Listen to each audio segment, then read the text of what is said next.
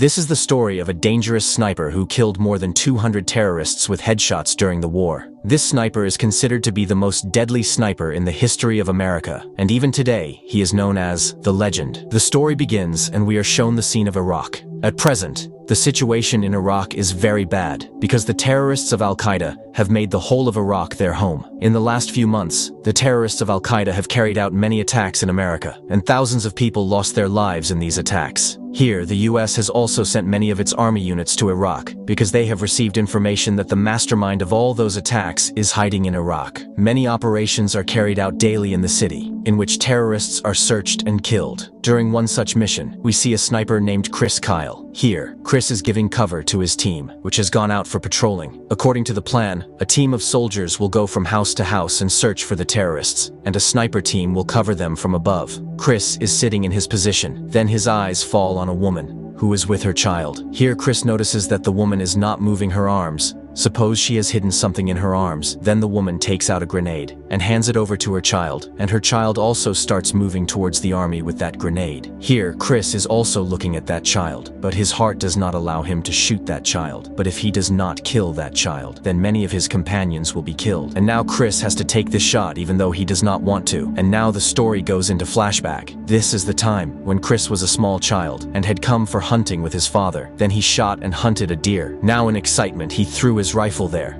and went to see the hunt. Now seeing this, Chris's father gets a little angry, and he explains to his son that he should always respect his weapons. Days pass like this, and now after years, Chris has become a good boy. One day when he comes home from work, he sees that his girlfriend is getting intimate with someone else, and seeing this, Chris is completely shattered. He throws his girlfriend out of the house and resorts to bottles of alcohol to forget his sorrow. Just then, a news comes on TV, in which it is told that Al-Qaeda terrorists have attacked the US Embassy, and many people have lost their lives in this attack. Now Chris feels very sad after seeing this, and God knows from where the thought of becoming a soldier comes in his mind. He decides that he will become a good US soldier and will serve his country. After a few days, Chris reaches to give the army interview, and surely he gets selected, and his training starts from the very next day. During this training, he has to perform different tasks, which make a soldier mentally and physically fit. However, completing this training was not everyone's cup of tea, and many people left it in the middle, but Chris remained in it till the end. Chris's sniping ability during training made the seniors very happy with him, and they increased his sniper training, so that Chris could become a good sniper. After many months of training and hard work, Chris was now ready to enter the battlefield. Here,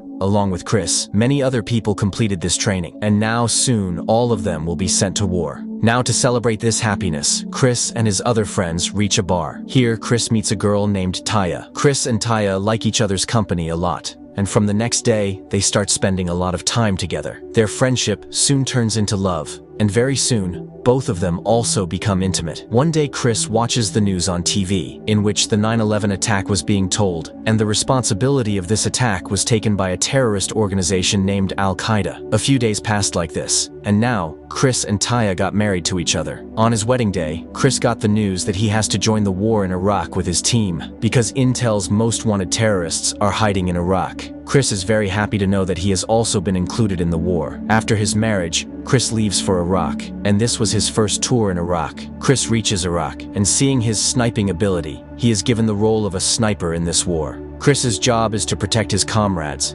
He will keep an eye on them, and if any threat comes towards them, he will eliminate it from a distance. But Chris is not the only sniper in this war, and there is someone else here who is thirsty for the blood of US soldiers. Here, one of Chris's comrades tells him that a dangerous sniper is also included among the terrorists of Al-Qaeda, who kills his target from a distance of 500 yards. And the name of that sniper is Mustafa. He tells that Mustafa's aim is infallible. He has killed many of our shoulder blades, and he had given headshots to all of them. But here Chris is not much affected by all these things. As per the plan, he takes his position and gives cover to his team, which had gone out for patrolling. And now the story comes in real time. Chris shot that child, and he died there. But as soon as he died, his mother picked up that bomb and started moving forward with it. And Chris had to shoot that lady even though he did not want to. Chris had killed a woman and a child as soon as he came to Iraq, and he was feeling very sad after doing this. But when his team appreciated this, his mind became a little lighter. The next day, Chris again takes his position and sits down and starts giving cover to his team. Then his eyes go to a car, which was moving towards his team at a high speed. Here, Chris again showed his magic and gave a headshot to the driver of the car, and the car stopped just in time. And as soon as he stopped, there was a huge explosion, and once again, Chris had saved the lives of many soldiers. That day, he killed 2 more terrorists who were trying to attack the US soldiers. That evening, we also see Mustafa, that is, the sniper of Al-Qaeda, and he too is on his own. He was sitting in position. Then a US soldier came in his target, and as soon as he got the chance, he gave a headshot to that soldier. Days pass like this, and one day Chris gets a call from Taya, and we see that Taya is now pregnant. Here Chris asks Taya about her health, and both of them keep talking to each other for a long time. After a while, Chris's senior holds a meeting with all the soldiers, and tells them about a man, whose name was Abu Musab al-Zarqawi. Chris's senior tells that Zarqawi is the leader of Al-Qaeda, and he was the one who had carried out the attacks in America. That is why we have to eliminate this terrorist at any cost, and there is only one way to kill him, and that is to search for him from house to house. The operation begins, and a unit of soldiers starts searching for Zarqawi from house to house. Here, Chris is also sitting in his position and covering his comrades. However, he also wanted to go on the ground mission, because he believes that along with being a sniper, he can also play the role of a ground soldier. During this mission, many of Chris's comrades get injured, because when they are inside the house, Chris is unable to see them, and is unable to cover them. So now he also becomes a part of a ground team, and starts searching for Zarqawi from house to house. During this time, they reach inside a house, where he meets a family. Here Chris suspects this man, and he catches him and asks him about Zarqawi. On this man says that I will give you the address of Zarqawi, but in return, I want $1 lakh, so that I can take my family and get out of here. After this, Chris's team comes back to their base, and tells the whole thing to their chief. Here Chris's chief says that if that man really has any information, then we will give him $1 lakh. After this, Chris's team takes the money and leaves for that man's house. But then we see Mustafa, who is sitting in his position. As soon as he sees Chris's team, he starts firing at them. Here Chris tries to know Mustafa's location, but it is of no use. Here Zarqawi comes to this man's house because he came to know that this man is helping the US soldiers. So he kills him and his son and leaves from there. As soon as the work is done, Mustafa also stops his firing and leaves from there. Now seeing all this, Chris gets very angry, and he wants to kill Mustafa at any cost. And that is why he will have to wait a little more, because his first Iraq tour ends here. After this, he returns to his home, and Taya comes to pick him up at the airport. Now Chris had returned home, but his mind was still in the battlefield. He remained immersed in his thoughts all day, and kept watching the news of the war on TV. One day suddenly, Taya starts having pain in her stomach, so he immediately reached the hospital. And here Taya gave birth to a boy. Days go by like this, and Chris's second Iraq tour begins. When Chris reached Iraq, he was told that seeing his ability, he has been promoted, and now he is an army chief. Here Chris's senior tells him that you have become the most wanted man in the whole of Iraq, and your biggest enemy is Zarqawi, and he has also placed a bounty of $2 lakh on your head. But Chris is not affected by these things. As soon as he reaches Iraq, he forms a team and starts searching for Zarqawi. During this, Chris gets the news that Zarqawi is around him, and knowing this, he starts his mission more vigorously. During this, he enters a house, where he finds a family. He asks the head of that family about Zarqawi. Then this man says that I do not know anything about this man, where Chris's team decides that they will hide inside this house, and will keep an eye on the surrounding moments. Now here, their luck favors them. They see Zarqawi entering a building. Now Chris's team also lies in ambush, so that as soon as Zarqawi comes out of the building, they can kill him. While these talks are going on, the owner of the house comes to them and invites them for dinner. He tells them that today, there is a feast at our house, and we never eat alone. Chris's team also agrees to this, and they all sit together and start eating. Then Chris notices the man's elbow, which was badly bruised. This happens to the elbow when someone sits on it for hours, like while doing snapping. Then Chris suspects the man, so he secretly leaves from there and starts searching the whole house.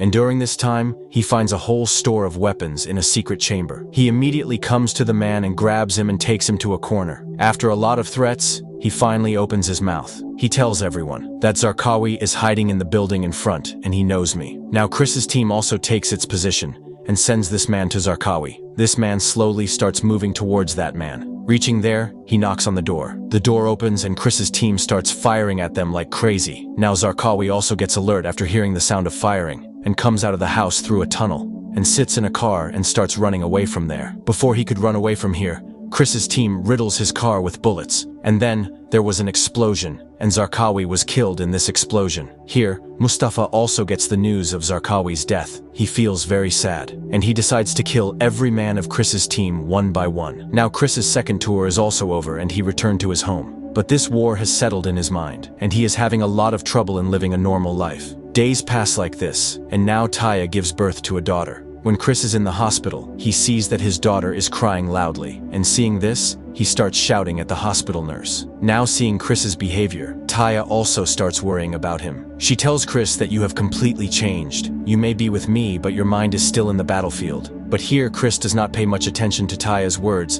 and in the next few days, his third tour also starts. Chris reaches Iraq, and he feels very good spending time with his friends. Then we see Mustafa, who was sitting in his position. He was red with anger, and he had to take revenge for Zarqawi's death at any cost. Then he sees Chris's car, and he fires a shot, and the bullet hits the driver. Although everyone was wearing bulletproof jackets, so everyone's life is saved. But now Chris is completely alert. He gets out of the car and goes to the roof of a building with one of his companions, so that he can find out Mustafa's location. Chris's companion's name was Beagles. Here Chris and Beagles are talking to each other. Then Mustafa fires another bullet, and the bullet hits Beagles. Here Chris is standing near him. He tries to find out the location, but it was of no use. So he immediately comes down with Beagles, and everyone takes him to the base. Now seeing this condition of Beagles, Chris and his companions start getting furious, and they all immediately go in search of Mustafa. But doing this was their biggest mistake, because Mustafa was still sitting in his position, and now Chris's entire team was on his target. Here, Mustafa killed another companion of Chris, whose name was Mark.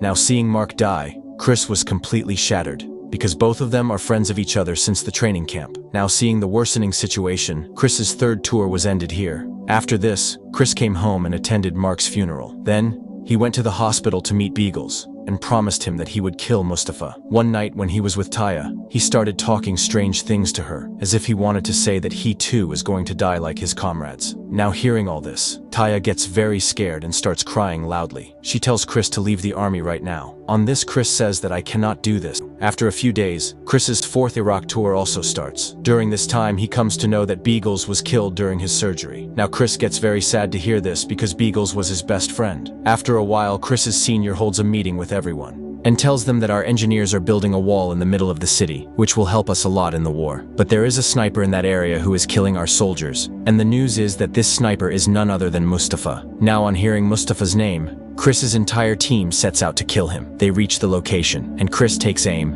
and sits down. Then we see Mustafa, and he is also sitting in his position. Then he fires a bullet, and it hits a US soldier. Now Chris also hears this gunfire, and finally he finds out Mustafa's location. But he was 2,000 yards away from them, i.e. 2 kilometers, and it was completely impossible to take a shot from such a distance. Here Chris tells everyone that Mustafa is my target, and he is about 2 kilometers away from here. On hearing this, everyone forbids Chris from taking this shot, because the chances of this shot hitting were absolutely zero. On top of that, all these people were surrounded by Al-Qaeda terrorists, and if Chris fired, they would also get to know their location. Seeing all this, Chris's senior immediately dispatched a backup team and told Chris not to fire. But Chris was possessed by a demon, and he had to kill Mustafa at any cost. Now here Chris does something which was impossible for any ordinary sniper. He takes aim and fires. His bullet pierces the air and goes up to 2,000 yards, and goes straight. Mustafa gets hit, and this was a perfect headshot. Everyone is surprised to see this, and no one can believe their eyes. But now the bad thing is that the terrorists have also come to know about their location, and they are also coming towards them in large numbers. Now seeing the deteriorating situation, Chris's senior ordered an airstrike,